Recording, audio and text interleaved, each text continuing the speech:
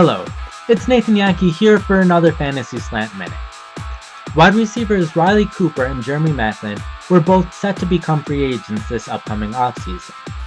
It would seem like the Eagles would choose between one of these two receivers, but over this past week, the Eagles were able to re-sign both for the 2014 season. This could mean the end of Jason Avant's time in Philadelphia, which would mean the top three receivers for the Eagles would be DeSean Jackson, Cooper, and Maclin. Of these three, the most viable fantasy option for 2014 is Jackson, although signs are also pointing to Jackson having a fantasy decline. From week 1 to week 6, Jackson was the best fantasy receiver in both standard and PPR formats.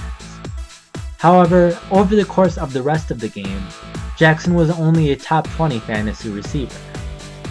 Once Nick Foles became the quarterback of the Eagles, Jackson had two outstanding games against both the Raiders and the Vikings.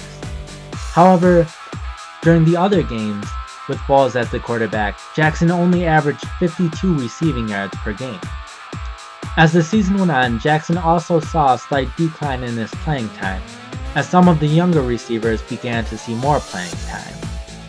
Due to these younger receivers, the emergence of tight end Zach Ertz, and the re-signing of Cooper and Maclin, it's likely Jackson will see fewer targets in 2014 than he did in 2013.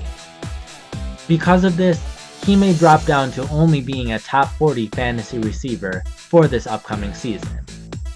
For Pro Football Focus, I'm Nathan Jahnke.